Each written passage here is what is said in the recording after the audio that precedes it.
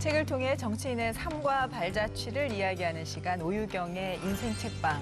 오늘 모실 주인공은요. 더불어민주당의 무려 5선 위원이시자 21대 국회 외교통일위원장이십니다. 네, 송영길 의원 모셨습니다. 어서 오십시오. 네, 안녕하십니까. 네. 송영길입니다.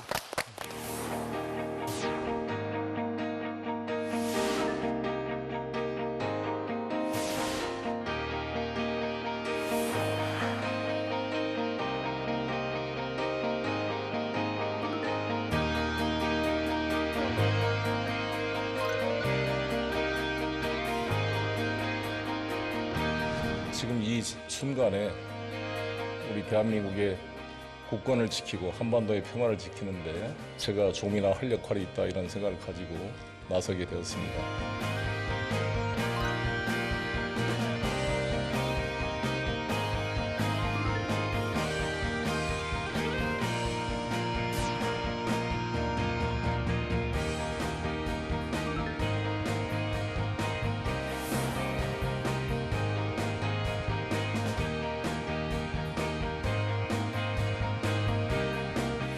그리고 오늘 또 특별한 손님이 같이 오셨는데요. 평소에 송영길 의원을 아버지처럼 모신다는 또 새로운 사실도 알게 됐습니다.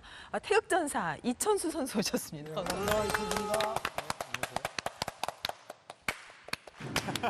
이렇게 해야 될 것 같아요.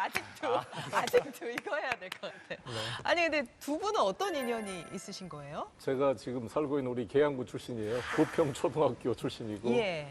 여기서 조기축구부터 해서 네네. 꿈나무가 돼서 우리 월드컵 영웅이 된 선수라서 동네 네. 동생처럼 또 아들처럼 이렇게 어. 좋은 사이가 됐고 특히 제가 인천시장 때 이천수 선수를 저희 인천 유나이티드 축구팀으로 예. 이렇게 영입해서 와서 같이 네. 또 뛰게 되었습니다. 아니 제가 근데 구단주였으니까 그때. 근데 좋은 말로 뭐 형님처럼 생각한다 이런 말도 있는데 아버지처럼 생각한다. 그건 좀 형님이 좋죠. 그때는 약간 형님 분위기였는데 이제 시간이 지나다 보니까 근데 네. 이게 좀 그때 당시 솔직히 이천수라는 선수는 예. 어찌 보면 사람들이 쳐다보지 않을 시기였어요. 이미지적으로. 어떤 분들도 나를 믿어주지 않는 거예요. 한 분도. 어떠한 사람도 안 믿어주는데 그래도 인천 출신이고 계양구에 나왔고 그런 거를 듣고 한번 이제 저를 보시더니 제 얘기를 들어주시고 믿고 그때 저는 축구밖에 못하는 선수인데 또 와이프는 아이를 임신하고 있고 다시 재기를 해서 운동장에서 보여주는 그런 시기였거든요. 뭐 저의 의지력을 보셨는지 정말 믿어주셔서 재기를 시켜주셨고 저는 또 열심히 잘 은퇴했기 때문에 이 자리가 있다고 생각을 하고 네. 그래서 그 인연이 쭉 갔던 것 같아요. 정말 가족의 마음으로 도와드리는 상황처럼 전개가 됐고 지금 한 10년 정도 됐는데 이제는 형님이 아닌 아버님 같은 존재가 아닌가 이렇게 생각을 하는 거죠. 네. 그게 우리가 생각할 때는 이제 나이 때문에 나이 차로 그렇게 아버지 이런 생각을 하는데 그게 아니고 네. 형님이라고 모시기에는 너무 큰 존재가 된 거예요. 그렇죠. 이게 그렇죠? 어째 발전하셨고 사실 승승장구를 하셔서 근데 모두가 외면할 때 의원님은 뭘 보고 이 친구를 한번 믿어봐야겠다 이렇게 생각을 하신 거예요? 아시다시피 월드컵의 영웅이었고 예. 사실 축구 천재적인 기질이 있잖아요. 그렇죠. 어찌됐건 젊은 혈기에 뭔가 실수할 때가 있잖아요, 사람이 다. 예. 근데 그 한 실수로 그냥 선수의 그 생명을 끝나는 것은 너무 잔인한 일이다 예. 이런 생각이 들었고요. 그래서 그때 전남 드래곤스 그때 구단주가 포스코 정주장 회장이었는데 네. 제가 정주장 회장님도 만나 뵙고 젊은 친구한테 기회를 한 번 더 줍시다. 저희 인천 유나이티드 팀으로 이제 트레이드를 할 수 있게 되었죠. 최근에도 보면 막 트레이드 이런 게 안 되고 그래서 좋아져서 최근에 우리 정말 젊은 여성 배구 선수도 네, 좀 유명을 안타까운 달리했고 그런 일도 가슴 아픈 소식들이 있는데 네. 저는 이 구단주나 이런 분들이 한 번 눈에 나면 다시 재기할 기회를 부여받지 못한 네. 선수들은 너무 참 안타깝다고 생각이 듭니다. 그건 정말 맞는 말씀이신 게 뭐 저희는 축구 선수는 아니지만 축구 선수가 뛸 그라운드를 잃는다는 거는 아무리 능력이 좋은 선수도요. 6개월 쉬고 1년 쉬면은 녹쓰는 거거든요. 뛰어야 되지 않습니까? 그러니까 모든 거나 다름없는데 두 분이 정말 그런 인연이 그것도 꽤 오래되신 네, 인연이 있으시네요. 오래됐습니다. 예. 근데 의원님이 지금 외교통일위원장이시잖아요. 네, 네. 코로나 시대 그런 외교는 지금 어떻게 돼가고 있는 겁니까? 정말 어렵습니다. 코로나 때문에 우리가 선진국으로 알려졌던 미국, 일본이 우리보다 어려운 상황에 빠져 있고 예. 러시아도 마찬가지고 중국은 처음 유행을 했다가 지금 많이 통제되고 있는 상황인데 네. 그러다 보니까 고위급 외교도 안 되고 전부 비대면 지금 화상회의를 하고 있습니다. 그래서 제가 G20 국가의 외교위원장들과 전화통화 화상회의로 지금 소통하고 있습니다. 근데 사실 외국인들하고요. 이게 화상으로 뭔가 한다는 게 보통 어려운 일이 아니잖아요. 네.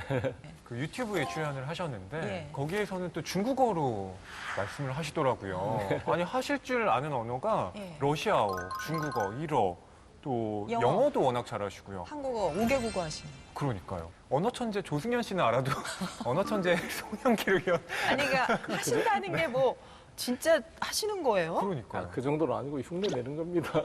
아니, 그것도 독학이실 거예요, 아마 제가 알기로는. 제가 방송대학교 중국어과 일본어과를 나왔습니다. 그리고 의원 생활 하시면서 그렇게 대학을 다녔다는 것도 너무 놀라운 일이었어요. 네, 워낙 공부를 좋아해서 공부하지 말라고 이야기를 많이 합니다. 우리 네. 보좌관들도. 네, 네. 정치인이 공부 많이 하면 안 된다고. 예. 사람을 만나고. 근데 의원님 저 죄송하지만 혹시 뭐 각종 언어로 인사 한 번씩만 해주시면 안 될까요? 이거 완전히 인사 정도는 되실 거예요, 아마. 인사뿐이시겠어요? 예. 듣고 싶어요. 뭐, здравствуй, 부이치, 어친 뿌리야토나. 이게 이제 만나서 반갑다. 느낌이야. 푸틴 대통령이 나한테 이런 표현을 예. 썼어요. 뭐이 나르기야 루스키 드룩. 나의 친애하는 러시아의 친구다 이런 표현을. 그래서 이제 오르지나 두루비지 훈장을 받았는데 이게 국가 우호 훈장이라는 뜻입니다. 러시아 말 중에 제가 제일 좋아했던 말이 시도 젤라치라는 무엇을 할 것이냐. What is to be done 이라는 제 인생을 결정하는 데 중요한 예. 화두가 됐고요. 중국어는 이제 시진핑 주시의 저슈에 이렇게 철학 표시하는 이게 지소부의 우시위런 기소불욕 물시어인이라는 뜻입니다. 자기가 싫어하는 것은 남한테 시키지 말아라. 그 유명한 얘기잖아요. 이게 예. 시진핑 주시 칭디ao 강조하는 또이와의 정책의 저슈 대외 정책의 철학을 표시한 게 이게 지소부의 우시위란 이런 뜻입니다. 예. 대단하시다. 와. 일본 말도 안 해주면 일본 말도. 일본 사람들이 더 무시한다 그럴 수 있으니까. 네, 네. 私が韓日議員連盟の組織は若い国会議員になりたが作りの組織がありますよ。私がその組織の韓国側の委員長です。そして日本語の研究機会がたくさんあります。근데 일본의 한일의원연맹의 21세기委員会라는 젊은 의원들이 많은 21세기 위원회가 있었는데 예. 제가 한국 측 위원장이었어요. 예, 예. 그래서 일본에 자주 가고 평소에 제가 일본의 문화, 레키시, 게이자이, 세이지, 정치, 경제, 문화, 역사에 대한 많이 있어가지고 나는 공부를 많이 하고 의원님 있습니다. 이미지랑 너무 다르시네요. 이미지가 어떠신데? 아니 이미지 체격도 좋으시고 공부 안 하게 체가 생겼죠. 있으셔가지고 그렇게 공부를 막 하는 스타일로 보이진 않아요. 그래요? 예. 예. 아우 근데 세상에 진짜 그래서 깜짝 놀랐어요. 좀 큰 이유가 예.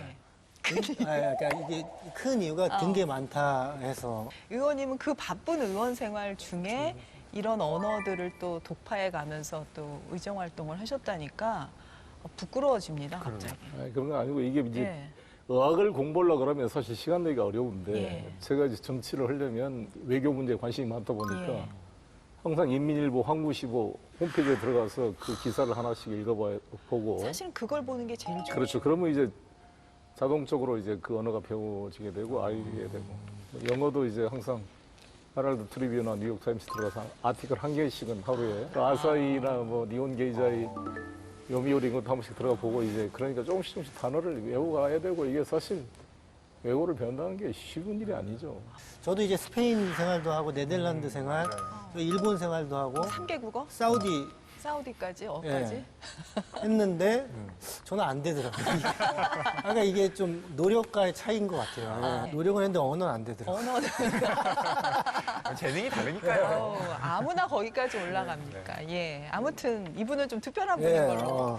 그래서 의원님께서 과연 인생책으로 뭘 선택하셨냐. 정말 야, 소유냐 존재냐 에리 프롬의 그 말로만 듣던 책. 저는 에리 프롬의 그 책은 샀었어요. 그 사랑의 기술? 네, 맞습니다. 아트 오브 러브? 그때 한참 이제 그 10대 소녀로서 뭔가 그런 사랑의 기술에 대한 얘기가 있지 않을까 하고 딱 샀다가 배신감을 느끼고 딱 그렇죠. 닫아버렸던 네. 기억이 나네요. 예. 보통 많은 사람들이 그 제목에 혹해서 네. 삽니다. 예. 그게 한국인들뿐만 아니라 네. 사람도 마찬가지예요. 아, 그런가요? 이게 무슨 뭐 네. 스킬이 있을 줄 알고 봤는데 네. 사랑이라는 건 어. 자기의 이기심을 버리고 다른 사람과의 공존을 꾀하는 것이다라는 도덕 교과서 같은 얘기가 많아요. 그렇죠. 저도 알고 있는 건데. 그렇죠. 그래도. 네. 의원님, 이 책이 어떻게 의원님의 인생책이 된 거예요? 1980년도 5월 때 광주에서 제가 고등학교 3학년으로서 5.18을 맞았거든요. 그때 제 눈앞에서 막 사륙 현장을 봤으니까 이게 공포와 분노와 이런 막 아노미가 돼서 막 힘들더라고요. 소위 말하는 이제 사회 구조적인 변화가 필요해서 그때 칼 막스라든지 이런 사회주의 사상에 대한 공부도 많이 하게 됐잖아요. 네. 젊은 때. 네. 그리고 또 근본적인 영혼의 문제 때문에 제가 또 기독교 신앙을 가지고 있었기 때문에 예수와 신학적인 공부도 해보고 그런데 그 이제 갈등 심하셨겠네요. 예, 그 양쪽의 절충점을 찾아서 가는데 왜냐하면 막스는 무신론이니까 예, 저 같은 또 그렇죠. 기독교 신앙을 가진 사람은 그게 또 거부감이 예. 다 수용할 수 없지만 예. 또 사회 참여 분야, 사회 불평등 해소에는 또 중요한 메시지가 있고 그래서 양자의 절충점이 뭘까? 그 에리 프롬 이 책이었습니다. 에리 프롬은 공산주의의 그 파시즘, 스탈린이나 이러니 변절된 막스, 그러니까 청년 막스의 그 순수함을 지향합니다. 이분은 네, 그리고 네. 이제 프로이드나 예수님 같은 경우를 너무 이제 개인적 구원으로 된 것을 좀 지적하면서 예수님의 진정한 모습을 이제 자기 관점에서 해석을 해내요. 네. 그래서 프롬 책이 이제 환상의 서술을 넘어서 아까 아토블러빈 사랑의 기술, 소유냐 존재냐 뭐 책들이 많죠. 자위에서의 도피 이런 책들을 네. 쭉 읽어보게 됐어요. 지금 굉장히 책의 핵심을 막 탁탁 찝어서 말씀을 해주셨는데 사실 우리가 에리 프롬 하면 심리학자로 알고 있지만 이분이 어떤 경제 구조라든가 사회 구조에 관심이 많았던 분이시고 그렇죠. 예. 이게 사회학은 막스, 심리학은 프로이드 그럼 이걸 예. 합해가지고 이분이 예. 사회 심리학이라는 거를 만들었어요. 예. 심리학적으로 보면 너무 개인적으로 보는 거고 구조적으로만 보면 그 한 개인의 역할들이 너무 도외시 되고 네. 그래서 이 히틀러의 심리와 그때 독일의 이 파시즘이 어떻게 상호작용을 미치는지 그 괴테의 나라, 베토벤의 나라, 자신이 살았던 그 독일 그 지성의 나라인 독일인들이 어떻게 히틀러를 열광적으로 지지했을까 이 자위에서의 도피 네. 정말 이 독재자의 스스로 자발적으로 굴종하는 이 독일인들의 그 모습을 보면서 이 사람은 히틀러의 치하에서 이거를 이제 망명을 하거든요, 미국으로. 네, 네. 이 유태인 출신입니다. 예. 인간이 자위에서의 도피를 하는 그 모순성, 세디스트적이고 메조키스트적인 세도메조키즘이란 말을 이분이 만들어냈는데 예. 그런 인간이 스스로 지배당하고자 하는 본능, 독재자한테. 네. 그게 자유를 포기하는 도피행위죠. 이런 거를 참 날카롭게 분석을 잘 해놨어요. 그 보면서도 1900년대 그 초인데도 지금까지 해당하는 어떤 선구자적인 해안이 느껴지는 책이었는데 네. 지금 잠깐 설명해 주셨지만 에리 프롬에 대해서 조금 더 설명을 해주세요. 제가 이 자리에 필요 없을 것 같습니다. 의원님께서 뭐 워낙 다 잠깐, 말씀해 주셔서요. 예, 피곤하시니까 잠깐 쉬시라고. 예. 네. 에리 프롬이 1900년에 태어났어요. 예. 히틀러가 독일의 수상이 된 게 1934년입니다. 그때 30대의 나이가 됐는데 자신이 더 이상 여기에 발붙일 수 없다라는 걸 깨달아요. 네. 그러고 나서 미국으로 망명을 하게 되는데요. 원래는 프랑크푸르트 파라고 하는 뭐 아도르노나 뭐 이런 학자들이 모여 있는 곳에 같이 몸을 담았는데 네. 나중에 그 사이가 좀 틀어지게 됩니다. 그래서 아도르노하고는 이제 완전히 다시 보지 않게 되고요. 에리 프롬이 왜 그랬는가 하면 아도르노 같은 경우는 사실 엘리트 지식인으로서의 면모를 갖고 있거든요. 네. 그래서 대중에 대한 경계를 갖고 있습니다. 그런데 에리 프롬 같은 경우는 이게 어려운 책이긴 하지만 베스트셀러거든요. 이게 사랑의 기술도 사셨다 그랬잖아요. 네. 에리 프롬 책이 물론 이렇게 웬만한이라고 하면 좀 그렇지만 재밌으신 네. 분이네요. 웬만하면 한 권 사두고 싶은. 이거지. 소유하고 싶은 채. 이렇게 웬만하다가 이렇게 운동을 하시면 조금 그렇죠. 예, 웬만하죠. 예. 이게 축구 뭐 서적을 많이 사실 그렇죠. 테니까. 예. 그러니까 이 에리 프롬 같은 경우는 대중공 지식인으로서 워낙 활발히 활동했기 때문에 학계로부터는 사실 좀 많이 이렇게 떨어져 있던 사람이기도 해요. 하지만 미국에서뿐만 아니라 나중에 멕시코로 이주를 해서 거기에서 심리학계의 권위자가 되기도 하고요. 말년에는 이제 스위스로 이주를 해서 거기에서 생애를 이제 마치게 됩니다. 네. 여하튼 이 소유냐 존재냐라고 하는 책이 1976년에 출간이 됐거든요. 예. 에리 프롬이 1980년에 사망을 하니까 그가 세상을 떠나기 전에, 그러니까 4년 전에 그의 세상이 말하자면 좀 총체적으로 집약된 책이라고 볼 수가 있습니다. 예.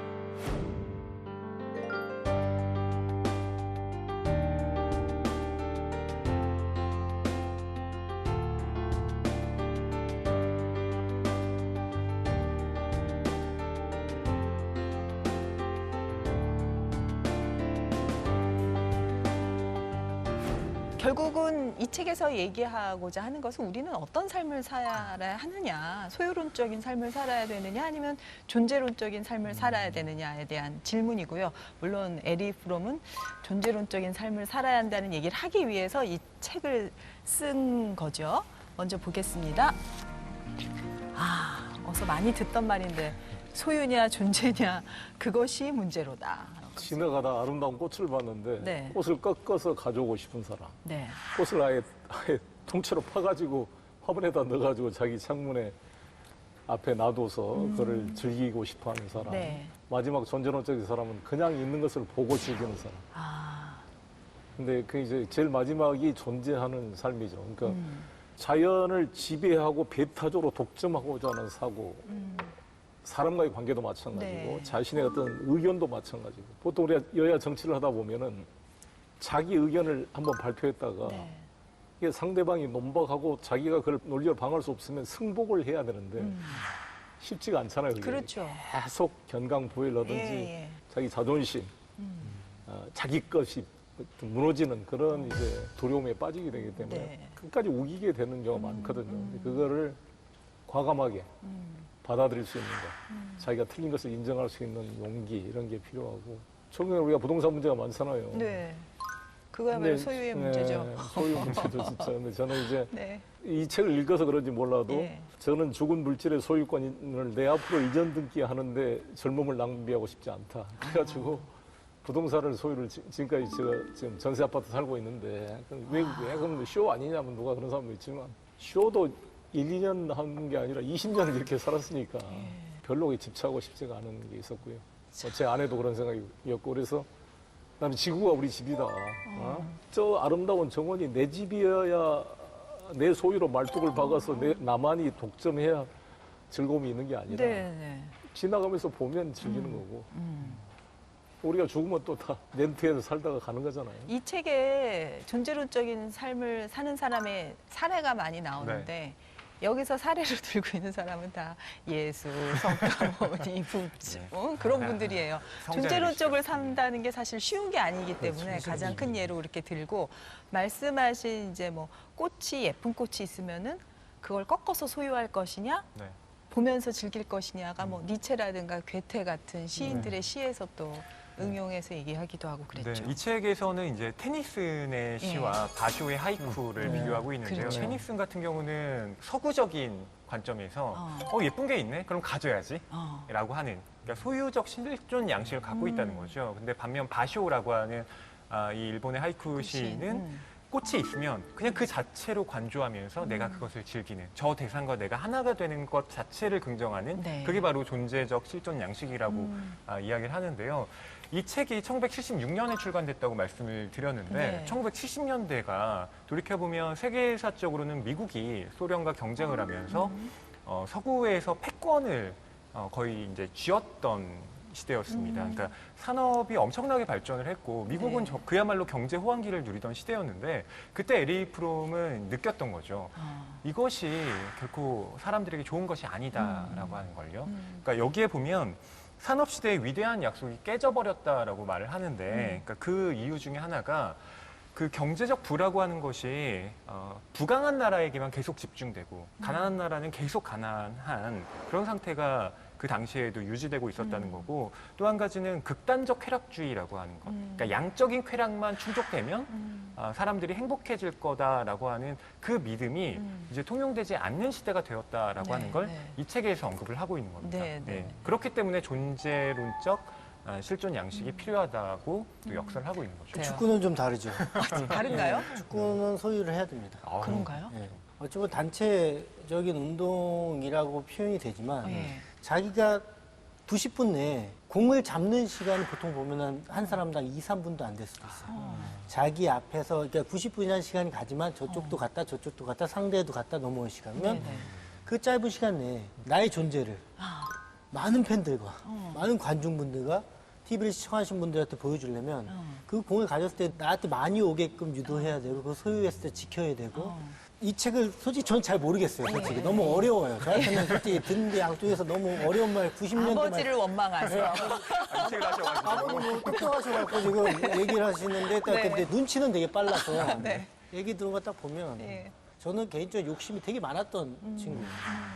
그래서 소유의 욕심이 굉장히 많았다가 그러니까 이게 갖다 보면 더 소유하고 싶은 게 사람의 마음인 것 같은 거예요. 좀 힘든 생활을 하다 보니까 그러니까 이게 뭐 이렇게 사람이 왔다 갔다 하잖아. 힘든 생활을 하다 보니까 점점 소유욕이 없어지고 아, 그래요? 네. 점점 욕심이 없어지면서 오. 점점 그러면서 나이가 이제 먹어가고 있는 거예요. 그러니까 가족이 생기고 나서 소유욕보다는 훨씬 더 이제 진짜 존재 쪽에 더 가까운 제가 삶을 살고 있거든요. 그러면서 지금 두 분이 얘기하시는 게 그런 내용이구나. 전체 인생으로 보면. 그렇죠. 예, 이것도 갔다가 저것도 갈 수 있는 예, 거잖아요. 아, 근데 그럼요. 소유를 하다가 존재로도 갈 수 있는 내용이고 네, 네. 존재하다가 소유로도 갈 수 있는 그리고 이거를 정확히 구분한다는 건 불가능하다고 네, 에리 프롬도 제가 얘기를 지금 봤을 하는데. 때. 네, 이천수 선수가 사실은 이 책의 핵심을 정확하게 꿰뚫고 있는 거예요. 네. 그러니까 이 소유냐 존재냐라는 제목 때문에 사람들은 존재적 실존 양식만 최고다라고 보통은 생각을 하는데 그렇지 네. 않습니다. 이 책에서 그 소유적 실존도 우리 생활에 당연히 필요한 거라고 에리 네네. 프롬은 얘기해요. 예. 예, 그래서 우리가 뭐 정말 아무것도 안 갖고 살 수가 없잖아요. 예. 그래서 그 양자를 실은 균형 잡힌 삶, 어. 예, 그걸 사는 게 중요하다라고 아니 말을 근데 하는 거죠. 지금 저는 이제 예전에 이천수 선수 축구하는 걸 많이 이제 봤으니까 사람들이 이천수 선수 막 그냥 골에 대한 욕심과 그 열정과 이렇게 많이 보잖아요.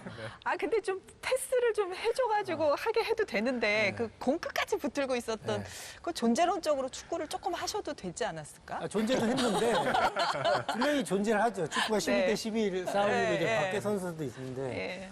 왜 그랬을까요? 그게 근데 너무 귀여웠어요. 진짜 소유 쪽에 되게 셌던 것 같아요. 그러니까 모든 게 보였어요. 모든 게 나를 위주로 예. 돌아갔으면 좋겠다라는 욕심이 되게 많이 났고 네네. 그래서 솔직히 욕도 많이 먹었어요. 욕도 먹었는데 먹다 보니까 이제 사회에 젖어들다 보니까 네. 그거에 따라서 좀 변화하기도 하고 또 욕도 먹어보니까 사람이 좀 움츠러들기도 하고 네. 가정이 생기면서 또 변하기도 하면서 이게 아까 얘기했듯이 소유와 존재의 예. 그 차이점을 알게 되는 거지. 네, 근데 좀 성숙해지고 더 계시죠. 좋아졌다고. 좋아지죠. 아니 근데 사실은 의원님은 지금 뭐 말씀하셨지만 네. 그 우리나라에서 지금까지 사시면서 그 집 한 채를 또 일부러 장만도 안 하시고 이렇게 하셨다는 거는 누가 봐도 존재론적 삶을 따라가고 있다. 이렇게 봐도 좀 되지 특수한 않겠습니까? 경우죠. 저 같은 경우에 변호사 자격도 있고 예. 언제든지 내가 황야에 나가서도 살 자신이 있으니까 그렇죠. 그런 거고요. 예. 일반 서민들은 사실 집 한 채가 자신들의 삶의 근거죠. 이제 그걸 그거는 소유나 존재의 문제가 아니라 최소한의 네. 인간의 존엄을 지킬 수 있는 자신의 토대가 있어야 되는 거고요. 그거를 사회가 또 제공해야 되고 이천 선수가 해외에 나가 좀 더 크게 성장의 꽃을 못 피워보고 은퇴를 하게 됐는데 앞으로 지도자로 잘 성장하기를 기원하고 있습니다. 지금 존재론적 삶을 산다는 거는 지도자로서 이제 대성할 수 있는 그거죠. 그게 지금 되신 거예요. 열렸어요. 예. 그래서 우리 이천 선수가 지도자가 되면 네. 우리 어린 선수들 좀 잘 좀 해줬으면 좋겠어요. 네. 그 요새 막 운동 선수들이 안타까운 일이 벌어지면 마음이 아프잖아요. 네, 막 네. 선수들 인권 문제나 폭행 문제도 보고 그러면. 근데 의원님 대단하신 게 명문대를 이제 다니시다가 네. 좋은 직장을 가실 수 있는 충분한 조건이 되심에도 불구하고 용접공 일을 하시고 택시 기사로 하셨어요. 되게- 그때는 제가 제적돼가지고 어디 갈 수도 없었어요. 대학을 졸업을 못했으니까. 전두환 정권 때 감옥에 갔다 와서. 제가 연대 총학생회장을 했는데 그때 집시법 위반으로 구속이 돼서 학교도 제적되고 이제 감옥에서 나와가지고 예. 노동자로 살아야겠다 싶어서 이제 내려간 게 인천이었습니다. 85년도에. 네. 거기서 이제 노회찬 선배를 만나서 네. 같이 활동을 하게 됐죠. 그래서 꽤 길게 노동운동을 현장에서 직접. 근데 이제 의원님 거기 계시다가 이제 사법시험을 봐야겠다. 그랬었는데 그 당시에 택시 노련을 만드셔서 계셨나 봐요. 네, 택시 노련이 원래 있었는데 좀 민주화가 돼가지고 저랑 함께하는 많은 분들이 조합장이 돼가지고 예. 저를 사무국장으로 임명을 했어요. 택시연맹 인천지부 사무국장. 네, 그래서 네. 그걸 하면서 이제 조합장들하고 친해졌고 제가 사법시험 볼 거냐 말 거냐를 조합장 총회에 어. 안건으로 붙여가지고 찬반 그거를 토론에서 왜- 투표를 왜 했어요. 거기에다가 찬반을 해요? 자기 문제인데. 사법시험 공부가 나 입신양명을 위해서 가는 게 아니라 내가 변호사 자격을 가지고 다시 돌아오겠다. 예. 이렇게 약속을 한 거죠. 그래서 그게 찬반 토론에서 통과됐어요. 그래서 제가 신림동 구시촌에 공부할 때 예. 한 달에 한 번씩 택시 동지들이 와서 그냥 치킨도 사오고 그래가지고 그게 몇 년도예요? 제가 92년도부터 시작했거든요. 의원님이 모는 택시를 못 타본 게 너무 아쉽네요. 그러니까. 아니 저는 그 예. 투표도 투표지만 예. 당연히 공부하면 붙을 거라고 생각하는 와이 그렇죠. 맞아. 예, 뭐랄까요? 이거 대단한 어떤 믿음 아닙니까? 노조에 계셨던 분들도 그렇고 또 그런 기대를 업고 공부하니까 그러니까 뭐 더 열심히 할 수밖에 다 없을 것 공부한다고 같아요. 되는 것도 아닌데 이제 볼까 말까 다 맞아요. 투표하셔가지고 와, 그리고 대구. 되고 이게 가능합니까? 그러니까요. 우리가 이런 게 있잖아요. 영어 공부를 통 안 했더라도 예. 중고등학교 때는 타임지나 뉴스위크지를 읽으면 이해가 안 되는 것도 나이가 들어서 보면 세상 이치가 그거 비슷하니까 참 신기해요. 이해가 돼요. 예, 예. 마찬가지로 이 법이라는 것도 돈 안 빌려주면 갚아야 되고 죄 지면 처벌하고 이런 이 세상에 사는 원리들이 들어 네, 있는 네. 거잖아요. 네, 네. 예, 그걸 보면 이제 이해가 좀 빨리 되는 거죠. 나이가 들어서 공부하면. 두 번째로 넘어. 재밌으신 분이네. 자, 존재지향형 인간이 되는 법입니다. 자, 일단 소유지향형 인간이란 어떤 인간인가요? 무엇인가를 계속 이제 가지려고 하는 사람들. 이를테면 그게 뭐 돈일 수도 있고요. 네. 그다음에 뭐 자동차, 뭐 눈에 보이고 내가 그걸 가졌을 때 다른 사람들이 우와 저거 대단한데라고 느끼게 할 만한 것들. 뭐 명예도 마찬가지입니다. 네. 그런 것들을 취하려고 하는 게 소유지향형 인간이거든요. 네. 근데 에리 프롬은 그렇게 눈에 보이고 소유가 가능한 것들은 어차피 시간이 가면 다 사라진다라고 말을 합니다. 그렇기 때문에 사라지지 않는 본질적인 것들, 그건 대표적으로 사랑하는 것, 그리고 함께 나누는 것, 이런 것들은 아무리 시간이 지나도 변하지 않잖아요. 그래서 존재지향형 인간이 된다라고 하는 건 그렇게 눈에 보이지 않는 가치들, 그리고 내가 가진 사랑의 능력을 최대한 발휘시켜서 어떤 대상과 함께 사는 그 방법을 탐구하는 것이라고 에리 프롬은 이야기를 하고 있습니다. 네. 그 사모님 네. 노동운동 중에 만나셨다면서요? 그 얘기를 좀 원래 해주세요. 학생운동 올 때 만났어요. 제 아내는 이화여대 대학을 다니고 저는 연세대학을 다녔는데 교회 대학생부에서 만났어요. 그래서 제가 마음에 두고 있다가 신촌 로타리에서 이화여대 연대생이 합동 이제 시위를 할 때가 있습니다. 그러면 어디 있나 찾아보다가 항상 이렇게 주시하고 있었죠. 근데 이제 그때는 사법경찰들이 사과탄이라고 그래서 해산시키려고 확 터칩니다. 그러면 예. 막 매운 가스 때문에 막 도망가다가 이게 스탬패드라고 그러죠. 확 쓰러져서 이렇게 다칠 수가 있어요. 예. 근데 확 쓰러져서 제 아내가 밑에 깔렸어요. 어머. 그래서 드디어 기회가 왔구나. 뛰어가서 제가 삼손처럼 이걸 끌어내서 힘이 세니까. 등치가. 그래가지고 같이 도망쳐서 짜장면도 먹고 이제 친해졌습니다. 사랑이 꼽힌 거군요. 오. 그렇게 해서 결혼까지 몇 년 연애하신 거예요? 3, 4년 연애하다가 구로공단에서 신명전기라는 데서 이게 납땜을 하고 있었는데 두 분이? 아니 제 아내가 나는 인천에 사모님이? 있었고, 예. 제가 잔업 끝나고 고려역까지 올라와서 둘이 오뎅 먹고 헤어지고 그러면 막 11시가 되고 그래서 힘들어서 그냥 같이 살자. 그래서 인천으로 내려오게 한 거죠. 동거를 1년 했습니다. 그래서 24살에 동거하다가 25에 결혼했어요. 아우, 인생이 너무 매력적이시죠. 계속 파보고 싶어요. 아무튼 그런데 그때 결혼한 조건이 애 안 낳는 조건으로 결혼했는데 누가 애를 낳지 말았어요? 제 의원님이? 아내가 어. 뭘 그렇게 너 개인의 너 새끼를 그렇게 낳으려 그러냐. 이렇게 운동을 하겠다는 사람이 불꽃처럼 살다 죽어라. 당시에 연애 당시에 불꽃처럼 살다 한수 죽어라. 위신분이셨어요. 그래서 제가 그걸 거절하면 결혼을 못 할 것 같아서 알았다고 이제 구두상 합의를 하고 결혼했는데 설득을 했죠. 그래도 애가 있어야 된다. 그럼 속에서는 이제 다른 생각을 품고 애를 낳겠다고 저는 생각하고 있었죠. 그때 포기는 안 하신 거군요. 예, 그래서요. 제가 87년에 결혼했는데 91년도에 첫 애를 낳았습니다. 한 4년 걸린 거죠. 4년 설득해서 월급을 가져와라 그래서 제가 그때 택시지부 사무국장이 돼서 40만 원씩 월급을 그때 갖다 줬어요. 또 애를 낳고 나니까 또 욕심이 생겨서 한 명 있으면 너무 외롭지 않느냐. 하나 더 낳자고 막 사정했는데 그럼 사법시험 합격하면 놔주겠다 그래서 죽어라 공부했습니다. 그래서. 공부 안 할 수가 없으셨죠. 그래서 2차 시험 딱 바로 이제 합격했다. 내가 보나마나 합격이다. 그래서 애를 갖게 됐고요. 그래서 95년생 아들, 91년생 딸이 있어요. 전 그냥 부럽네요. 이렇게 결혼하셨어요? 아니요, 저는 싱글입니다. 그래서 야, 이천수 선수도 이제 결혼을 하시고 예. 또 그런 책임을 느끼고 계시잖아요. 예. 실은 더 궁금해요. 이 아버지 같은 그러면 송영길 총각 의원의 얘기는 좀 말씀 이따 듣고 그럼 우리 이천수 선수 얘기부터 그러니까요. 어떻게 해요? 지금 초기에 결혼할 때랑 지금하고 소유냐 존재냐를 갖고 사랑을 논할 때 소유욕이 강했을 거예요. 처음 결혼하기 전까지는 소유가. 역시 소유. 예. 출발은 근데 소유. 이제 네. 와이프가 솔직히 돈돈 하진 않아요. 뭐 동거하셨지만 저는 이제 먼저 아이가 생겼었는데 시대가 좀 더 왔잖아요. 빨라요. 지금. 이거 과거고 이제 현대로 온 거잖아요. 근데 결혼식장은 잡아놨었어요. 네. 잡아놨는데 도와주셔갖고 복귀를 하게 돼서 근데 결혼식을 하는 건 아닌 것 같아 해서 또 그것도 와이프가 밀어줬고 어렵게 복귀하다 보니까 이제 팀에 돈 얘기를 못했어요. 그 자존심은 좀 살리고 싶어도 그렇지.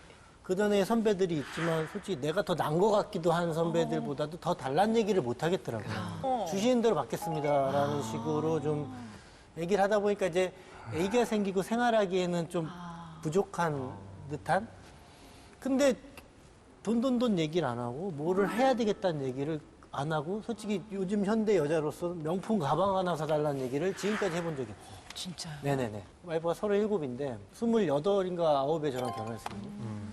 그때 당시 좀 욕심도 나잖아요. 또 남편이 유명한 사람이고 그렇죠. 그러면은 좀 같이 다니다 보면 뭐 지켜보게 되고 쳐다보게 되니까 근데 그런 얘기 안 하고 자기를 더 안 보이고 하다 보니까 제가 욕심이 이제 없어지고 갖고 싶은 게 점점 없어지고 점점 이제 아이와 이런 쪽으로만 더 가는 상황이 되면서 그러니까 전으로 좀 나눠지는 거 이것도 아까처럼 전으로 나눠지는 것 같아요. 지금 그러니까 아이 셋이죠? 네, 아래 지금 쌍둥이. 쌍둥이가 나와갖고 쌍둥이가 나와서 그 아이들에게만 좀 더 이제 사랑을 많이 사랑이 주고. 되고 와이프랑 저도 약간 그냥 소유도 아닌 존재 존재의 삶. 그렇죠. 그러니까 존재가 좋은 거잖아. 와이프랑 저는 그게 존재고 행복이죠. 소유고. 존재하려면 거리를 둬야 되거든요. 네, 그러니까 그런 서로 간의 그럼. 거리와 존재가 되고 아니 근데 소유냐 존재냐 어떤 사랑을 지금 원하고 계십니까? 저요. 네. 존재죠. 아니, 저는 그 소유라고 하는 건 네. 그거잖아요. 사랑도 흔히 넌 내 거야. 뭐 이렇게 얘기하는 옛날 드라마에 그런 대사들이 좀 있었거든요. 네. 근데 그게 정확하게 소유형 사랑을 가리키는 거였어요. 유명한 대사가 있죠. 얼마면 되겠니? 유명한 대사가 있죠. 너무 오래된 거 아닙니까? 그러니까 그런 소유형 사랑 같은 경우는 예. 상대방과의 관계가 오래 지속되기 어렵습니다. 근데 존재라고 하는 건 그 사람도 살게 하고 나도 살게 하는 것이거든요. 그러니까 이 부부 관계에 있어서 존재한다라고 말씀을 하셨는데 그러니까 서로가 서로를 이렇게 옴짝달싹하게 못하면 숨이 막히잖아요. 그렇죠. 예, 그래서 저는 개인적으로 제가 지향하는 사랑은 존재 이제 영상이다. 오래 가요. 아 그렇죠. 이렇게 소위 하면 집착되고 그러다 보면 삐지고 싸우고. 여기는 이제 여자가 꽉 잡으려고 하면 싹 답답하다고 도망가는. 하지만 저는 어쨌든 싱글이라는 거 이런 말 흥하다는 거. 네. 그리고 의원님께 여쭤볼게요. 존재 지향형 인간이라는 건 어떤 거라고 생각? 그냥 의원님 개인 얘기하시면 될 것 같아요. 네. 우리가 사람을 만나더라도 아무런 직위가 없는데 전혀 비굴하지 않고 네. 권력을 가진 사람 앞에도 당당하고 꽉 찬 사람이 있잖아요. 그거는 존재론적인 자기 알찬 에너지로 살아온 분이죠. 뭐 검사다, 국회의원이다, 뭐 배지. 내가 그 배지를 띄어내면 아무것도 아닌 게 이 배지나 계급장을 다 띄고 옷을 벗겨놨을 때도 향기가 나는 존재가 있는 사람.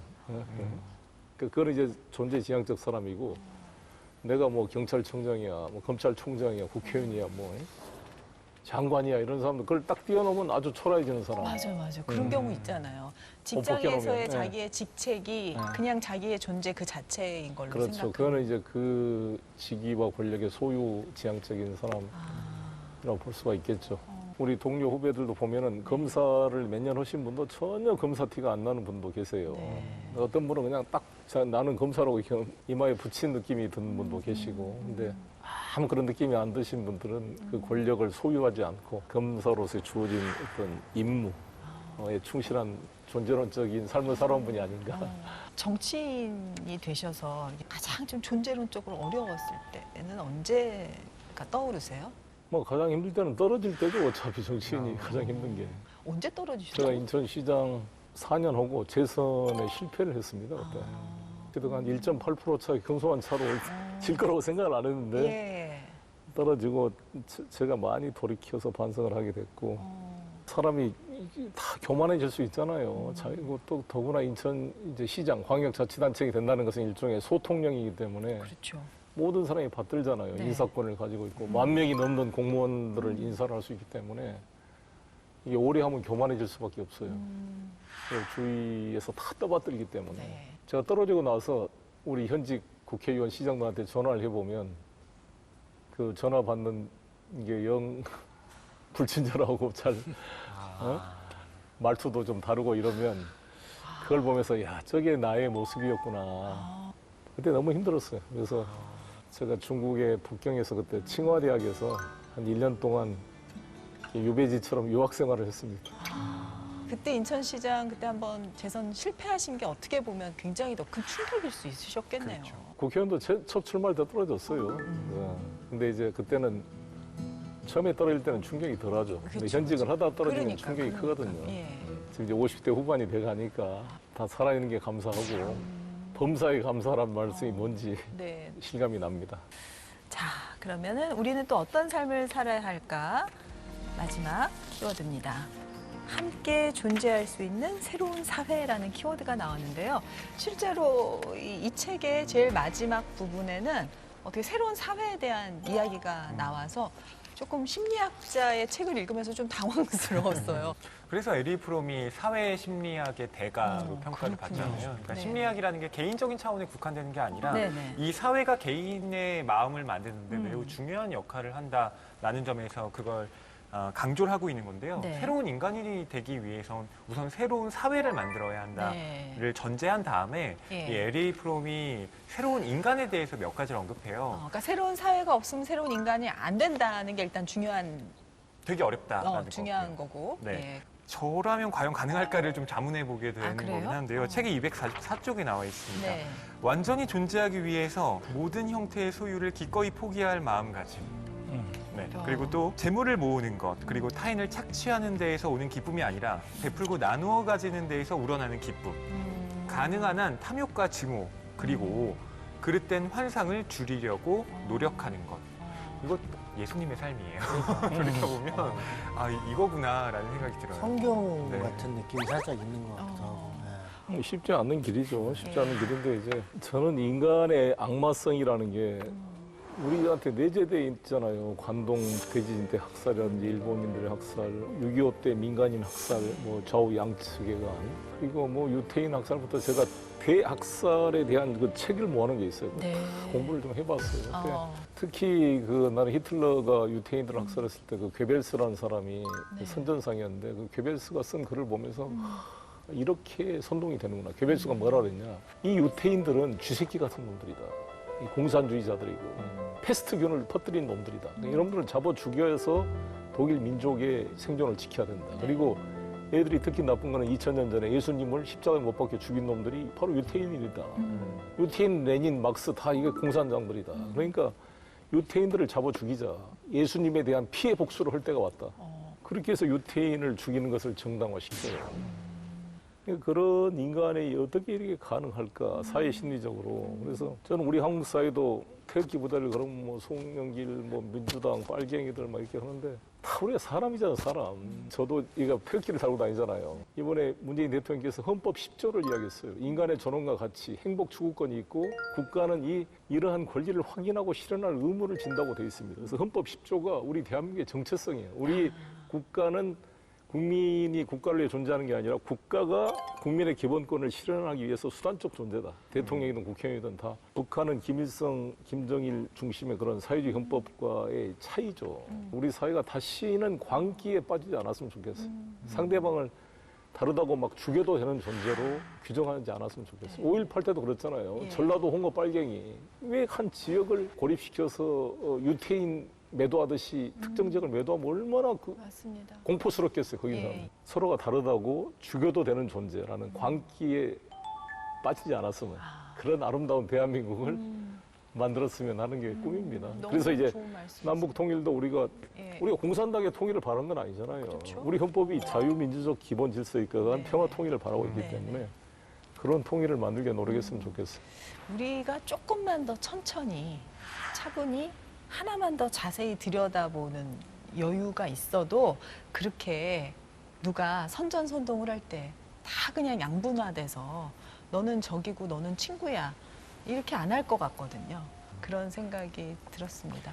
저 의원님하고 오늘 그 에리 프롬의 뭐 소유냐 존재냐 가지고 다소 좀 어려운 얘기를 그래도 재미있는 여러 소재를 가지고 얘기를 해본 것 같은데 그래도 정치인 송영길이 이번 21대에서 꼭 이 숙제를 좀 풀고 싶다 하는 게 있으시면 지금 어떤 걸 같이 고민해 드리면 되겠습니까? 기후변화입니다. 그게 기후변화. 기후변화. 기후변화와 그린 뉴딜을 연구하는 모임을 만들었어요.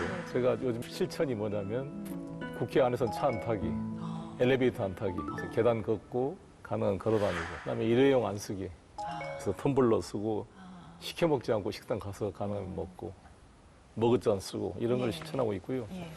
특히 우리가 음식물의 3분의 1을 버린다는데 지구 환경 오염의 큰 문제거든요. 그렇죠. 그래서 에너지를 아끼고 또 석탄, 화석 에너지를 줄여서 재생 에너지를 늘려가고 이런 것이 가장 큰 과제고 이렇게 우리 인류가 가면 북극이 녹아내리고 이번에 물폭탄도 이게 의례적 현상이 아니거든요. 이상 기후거든요. 그렇죠. 이게 내년은 더 심해질 수 있고 네. 여기에 집중해 보려고 합니다. 네. 이것 또한 인간이 많이 가지려고 하면 할수록 더 문제가 되는 부분이네요. 그렇죠? 맞습니다. 예. 에리 프롬이 이 책에서 자연에 대한 지배를 실은 산업사회가 이데올로기로 강조해 왔는데 그것이 실제로는 굉장히 커다란 파괴를 가져왔다라고 이야기를 합니다. 그러니까 말씀하신 기후변화의 그 위기라고 하는 것이 이 책과 또 일맥상통하고 있는 거죠. 이천수 선수 진짜 많은 분들의 사랑을 그렇게 뜨겁게 받으셨는데 어떻게 보면 이제 제2의 인생을 시작하셔야 되잖아요. 또 소유에서 존재론적으로 바뀌기도 하셨고 어떤 미래를 저희가 좀 기대해 보면 어떤 활동으로 만날 수 있을까요? 행정가로 가든 이게 지도자로 가든 뭔가 키우는 역할을 해야 된다라고 보고요. 손흥민 선수 같은 선수 하나 나오면 이게 외교고 이게 문화고 맞아. 작은 나라에서 큰 나라를 이길 수 있는 방법이거든요. 지금 대통령께서 박항서 감독이 베트남에서 성공하셨을 때도 한번 넘어가셔서 얼마나 그런 큰 게 외교 정말 하셨어요. 큰 외교. 맞아요. 그 전에는 막 여러 가지 말들도 많았어요. 베트남과 우리나라의 관계가 네, 맞아요. 옛날 역사로. 네.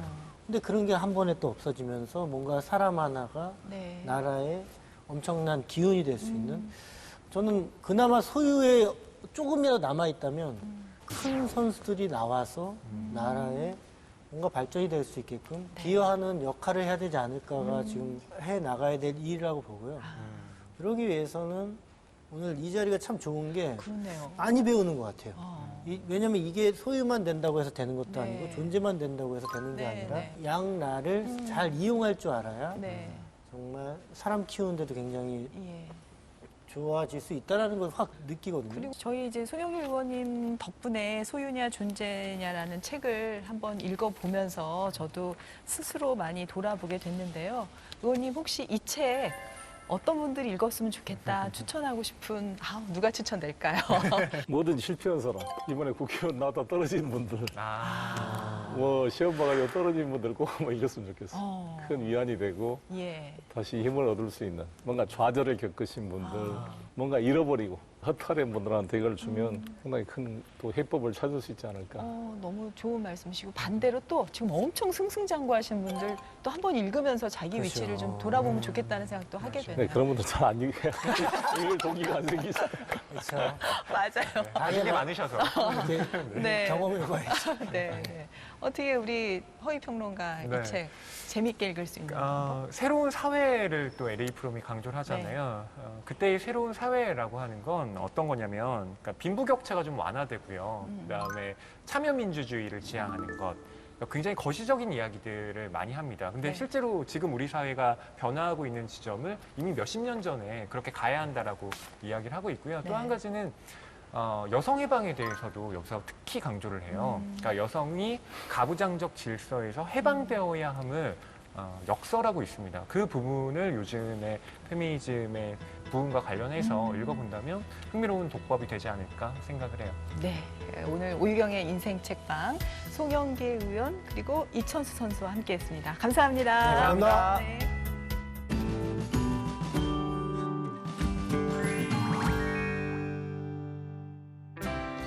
안녕하세요. 맹수지입니다. 국회 도서관이 추천하는 새로 나온 책과 다양한 추천 테마 도서를 만나보는 오늘 뭐 읽지?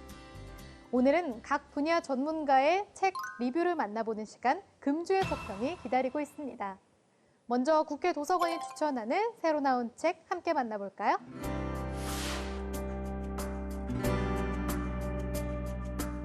코로나19와 포스트 코로나 시대의 현안과 이슈를 법률적인 관점에서 분석한 책이 나왔습니다. 이 책은 8명의 변호사들이 모여 우리 생활 전반에 영향을 미치는 코로나19 상황을 법률적인 관점에서 분석하는데요. 코로나19 시대에 대응하기 위한 국내 입법 동향, 공직선거의 전자투표, 재택근무를 둘러싼 근로관계 이슈, 온라인 수업 시대의 학교폭력과 아동학대 문제 등 팬데믹 상황에서 발생될 수 있는 법적 문제들을 폭넓게 다루고 있습니다. 우리 생활과 밀접한 법률의 변화가 현실화되고 있는 지금, 이 책을 통해 미래를 현명하게 대비해보는 건 어떨까요? 세계의 부와 권력은 어떻게 만들어지고 어디로 흐를까요?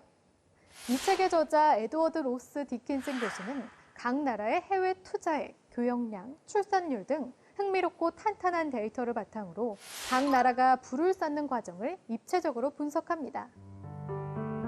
권력 질서를 다시 쓴 2차 세계대전, 미국의 금융위기, 미국과 중국의 패권 싸움, 국가가 인간의 존엄성을 고민한 복지국가 등 세계사의 흐름을 바꾼 사건들을 돈과 권력에 초점을 맞춰 이야기하는데요. 특히 한국을 제국주의의 피해자에서 문화를 수출하는 부유한 나라로 변신했다는 저자의 평가가 인상적입니다. 동서양을 넘나드는 각 국가의 역사적 사건을 통해 국가의 정치, 경제의 흐름 방향이 어떻게 결정되는지 궁금하다면 이 책을 참고하시면 좋겠습니다. 미국 메릴랜드 대학 산하의 테러리즘과 테러리즘 대응 연구소에 따르면 지난해 전 세계에서 발생한 테러가 8,500여 건에 달한다고 하는데요. 종교적, 정치적, 사회적 충돌 등을 이유로 많은 사람들의 생명을 위협하고 있는 테러를 학술적으로 분석한 이 책은 결코 테러가 우리와 먼 일이 아니라고 이야기합니다. 테러리스트들이 극단화되는 원인과 동기가 무엇인지를 심층적으로 살펴봐야 하고 테러리스트가 양성되는 환경 요인을 제거하기 위한 정책적 노력이 마련돼야 한다고 주장하는데요. 극단적인 대립과 증오가 있는 한 그 어떤 나라도 테러의 위협에서 안전하지 않다는 이야기가 인상적입니다. 이 책을 통해 다양한 테러의 실상은 물론 튼튼한 안보를 위해 우리가 대비해야 하는 것이 무엇인지 고민해보면 좋을 것 같습니다. 나이를 먹는 것이 위기일까요? 아니면 기회일까요? 그건 각자의 마음가짐에 달려있다고 하는데요. 60세를 막 넘긴 김양식 작가는 나이 듦을 겪어가는 동시대의 벗들을 위해 행복하게 노년을 보내는 삶의 지혜를 이야기합니다. 언제 어디서나 미소 짓는다, 단순한 삶을 산다, 배우는 것을 즐긴다 등 일상생활에서 쉽게 실천할 수 있는 삶의 태도 12가지를 소개하는데요. 하지만 가장 중요한 것은 젊음과 비교해 나이 듦의 가치를 떨어뜨리지 않는 마음가짐이라고 합니다. 인생 3막을 위한 안내서. 이 책을 통해 조금 더 행복하게 나이 먹는 법을 배워보면 어떨까요? 독서의 길잡이가 돼줄 전문가의 서평을 만나보는 시간, 금주의 서평. 이번 주에는 어떤 서평이 기다리고 있을지 함께 만나볼까요?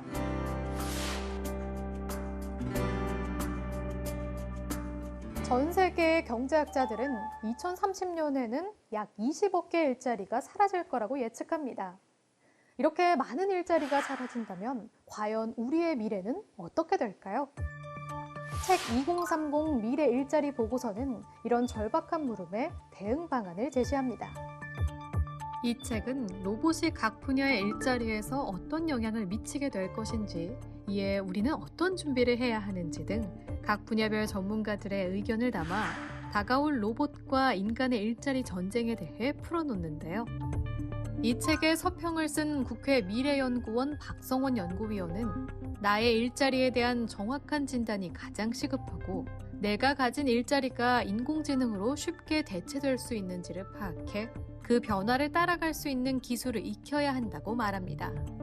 또한 이 책을 있는 그대로 받아들이지 말고 비판적으로 바라봐야 조금 더 균형 잡힌 시각으로 일자리에 대한 전망이 가능할 거란 조언도 잊지 않는데요.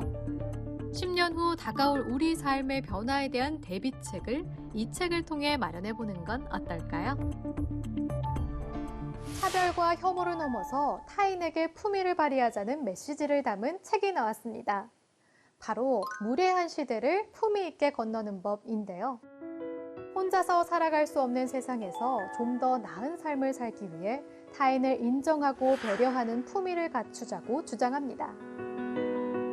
서평자 서울대학교 윤리교육과 김영렬 교수는 불확실성과 모순으로 가득 찬 오늘날의 사회에서 품위 또는 품위 있는 삶의 의미를 하나로 규정하고자 하는 시도 자체가 애초에 불가능한 것이 아닌가라는 의문을 던지는데요. 다만 열린 대화를 통해서 나와 다른 모든 유형의 사람들을 이해하려고 노력한다면 충분히 품위 있는 삶을 살고 있다는 자부심을 가져도 좋을 거라고 이야기합니다. 차별과 혐오라는 단어가 난무하는 지금, 다름을 인정하고 이해하려는 품위 있는 사람이 되고 싶다면 이 책을 추천합니다. 자세한 책 내용은 국회 도서관 홈페이지에서, 다시 보기는 국회 방송 홈페이지에서 보실 수 있습니다. 그럼 저는 다음 주에 새로운 책으로 다시 찾아뵐게요.